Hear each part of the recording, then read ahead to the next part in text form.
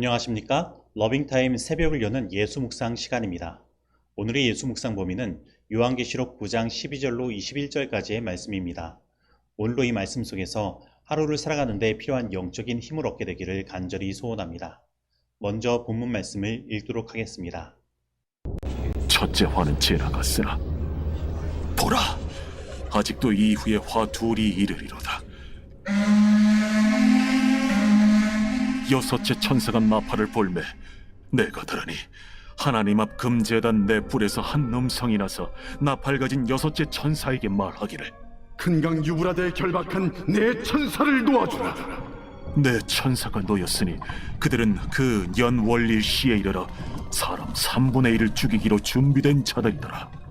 마병대의 수는 2만만이니 내가 그들의 수를 들었노라. 이 같은 환상 가운데 그 말들과 그 위에 탄 자들을 보니 불빛과 자줏빛과 유황빛 호심경이 있고, 또 말들의 머리는 사자머리 같고 그 입에서는 불과 연기와 유황이 나오더라.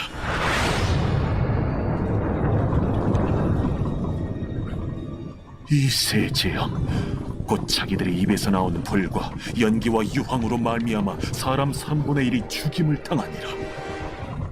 이 말들의 힘은 입과 꼬리에 있으니 꼬리는 뱀 같고 또 꼬리에 머리가 있어 이것으로 해하더라. 이 재앙에 죽지 않고 남은 사람들은 손으로 행한 일을 회개하지 아니하고 오히려 여러 귀신과 또는 보거나 듣거나 다니거나 하지 못하는 그 문통과 목석의 우상에게 절하고 또 그 살인과 복술과 음행과 도둑질을 회개하지 아니하더라. 말씀 줄거리입니다. 여섯째 천사가 나팔을 불 때 큰 강 유브라데에 결박되었던 네 천사가 놓입니다. 연월 일시에 이르러 네 천사가 동원한 2억 명 이상 또는 셀 수 없는 많은 수의 기병대가 불과 연기와 유황으로 사람 3분의 1을 죽입니다. 그럼에도 불구하고 이 재앙에 살아남은 사람들은 끝까지 자신의 죄를 회개하지 아니하고 도리어 우상 숭배를 계속합니다. 여섯째 나팔에 대한 해석도 다섯째 나팔과 같이 그 해석이 여러 가지로 나뉩니다. 그래서 몇 가지만 살펴보면, 먼저 다섯째 나팔과 같이 이 여섯째 나팔을 이슬람 세력을 통한 동로마의 심판으로 바라보는 시각이 존재합니다. 이 시각은 서기 1000년경에 서방 세계를 긴장시킨 한 사건에 이 예언을 대입시킵니다. 11세기 초에 일어난 셀주크 투르크는 큰 강 유브라데의 상류에 진군했고, 최종 목표는 소아시아의 중심부이자 동로마의 본거지인 콘스탄티노플이었습니다. 이들은 결국 서쪽으로 진출하여 동로마 제국으로부터 소아시아 지방을 빼앗고 예루살렘을 점령하여 성지 순례자들을 박해하였으며, 이것이 계기가 되어 1095년부터 가톨릭의 십자군 전쟁이 시작되었습니다. 그들이 이끌고 간 군사의 수는 2만만, 곧 셀 수 없는 엄청난 군사였습니다. 그리고 그 입에서 불과 연기와 유황이 나오는 것처럼 그들은 강력한 유황과 화약으로 만든 청동대포를 쏘아 난공불락의 콘스탄티노플을 공략한 것입니다. 그리고 15절에 나오는 연월 일시에 대한 해석은 세 가지 정도로 요약되는데, 그 중에 가장 무난한 것이 이것은 어떤 특정한 기간이 아니라 사실상 사람들이 사용하는 시간 단위를 모두 모아 놓은 것이므로 이슬람 세력이 동로마를 공략하던 일정한 기간을 상징적으로 묘사한 것으로 보는 것입니다.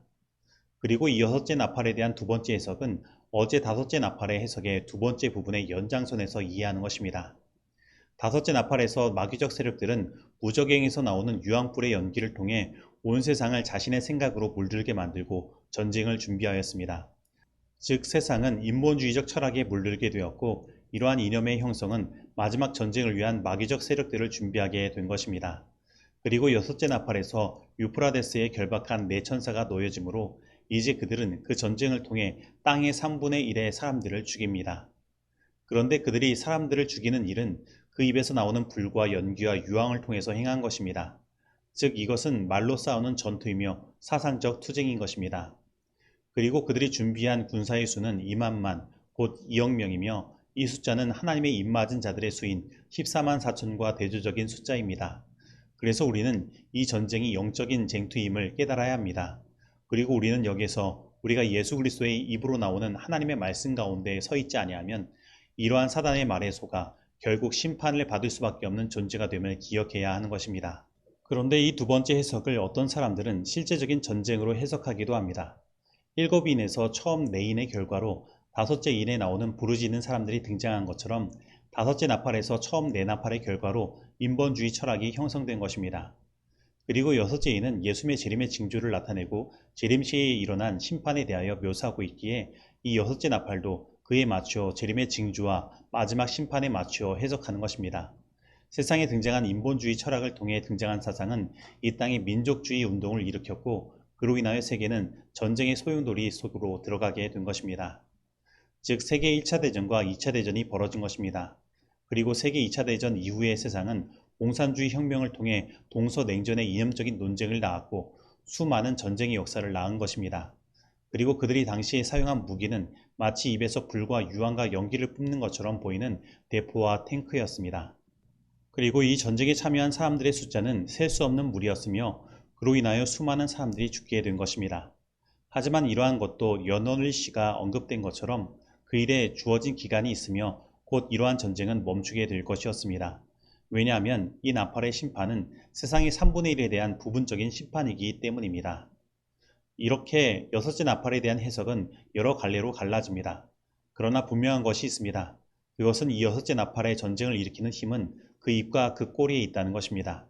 그리고 그 꼬리는 뱀 같고 그 꼬리에 머리가 있어 이것으로 해야 한다는 것입니다. 즉 이 세상을 영적 전쟁이든 실제적 전쟁이든 이러한 전쟁으로 몰아가는 존재는 바로 사탄이라는 것입니다. 그래서 사탄은 이 세상을 마지막 심판으로 몰고 가는 역할을 하고 있는 것입니다. 그러나 아직 하나님의 은혜가 세상에는 남아있는 것입니다. 하지만 그 하나님의 은혜에도 불구하고 이 재앙에 죽지 않은 사람들은 그 손으로 행한 일을 해결치 않는 것입니다. 그들은 오히려 여러 귀신과 또는 보거나 듣거나 다니거나 하지 못하는 금, 은, 동과 목석의 우상에게 절하고 또 그 살인과 복술과 음행과 도적질을 회개치 아니한 것입니다.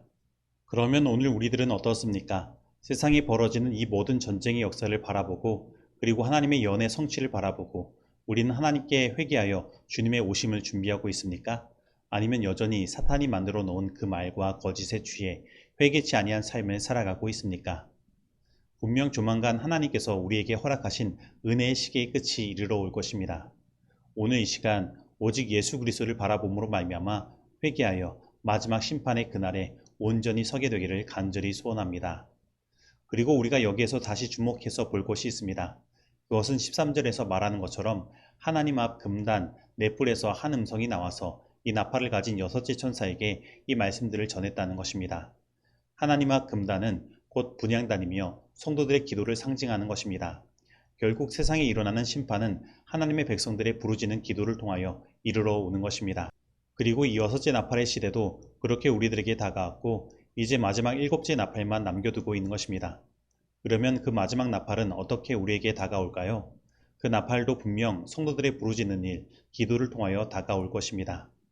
그러므로 하나님께서 이 마지막 시대에 우리들에게 가장 바라시는 일은 기도하는 일인 것입니다.